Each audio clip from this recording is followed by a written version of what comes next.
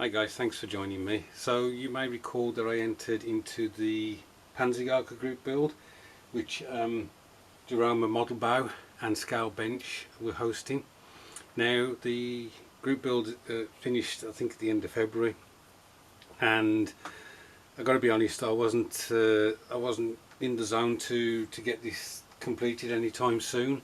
But Joachim from Joachim and Markus got in touch, he emailed me, and just let me know that he was going to leave it a couple of weeks before doing the final video, and that if I got the build done by that time, then I could send in some photos and it would be incorporated as a finished build.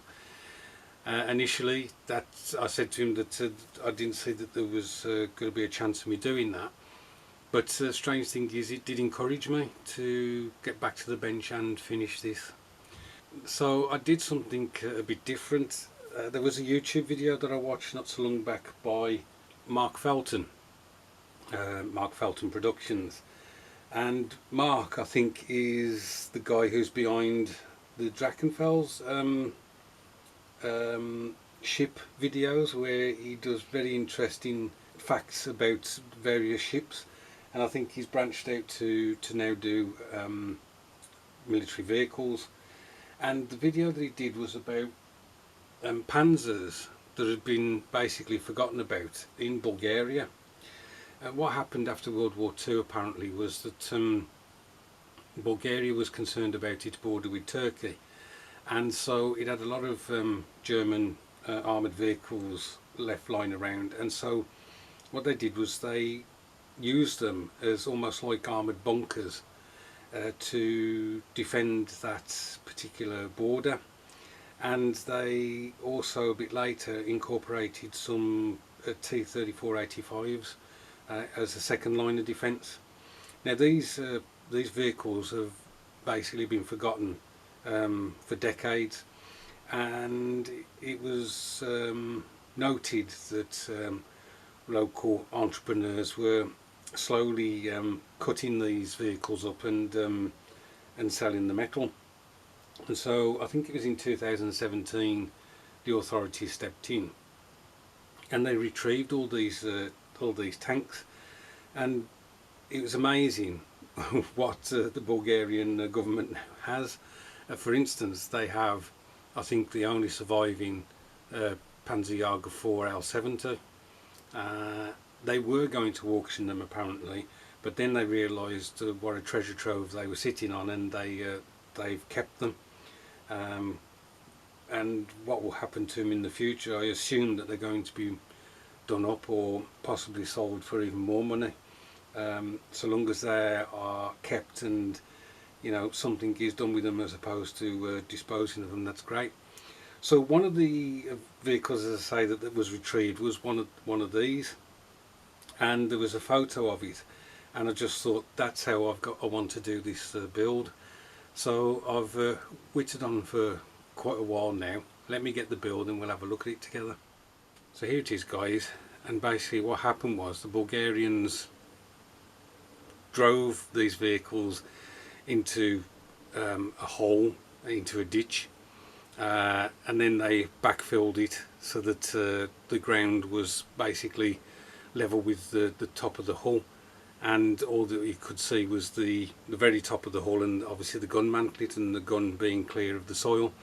And this is what they used as like an armoured pillbox, and they remained there like this, as I say, for decades.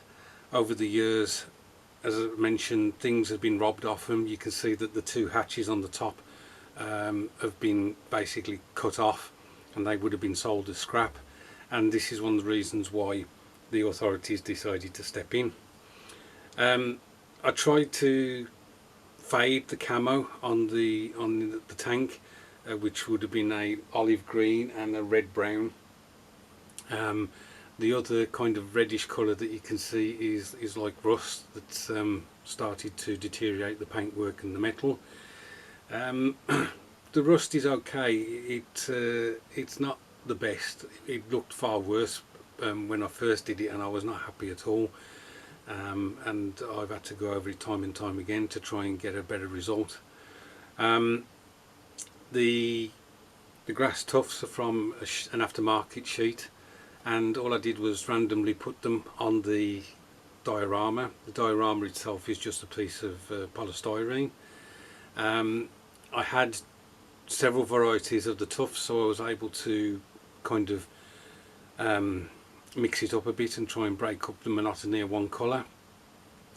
Before I'd put the tufts on, I did use some scatter, some very fine sand and some grit, and also some orchid compost, I think it is, that Greg Riley gave me, and I put that on first. Then I sprayed it all black and then painted it in various colours, and then the tufts went on to, as I say, break up the monotony of the base, and then a variety of tufts we use.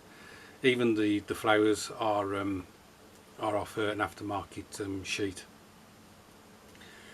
I've got to be honest, I think I'm happier about the actual foliage and the way that looks on this base than I do the build. But this is one of the things I was talking about with the Matchbox kits, and how much I really enjoy building them. That whatever the GB that I might take part in, I will be looking to use a Matchbox kit in order to do a build for that group build.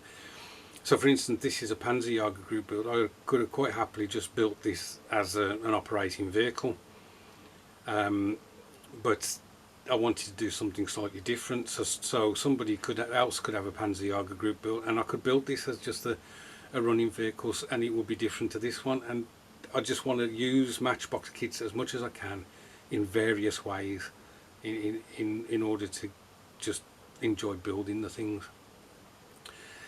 Anyway, I think I've taken your time up quite a bit. Thanks ever so much for watching. I hope your weekend is going well. Really enjoying the builds that I'm seeing coming through on YouTube. Thanks for posting them, guys. Please keep up the good work. It gives me something to watch other than the rubbish that's on telly. Stay safe, and I'll catch up with you soon.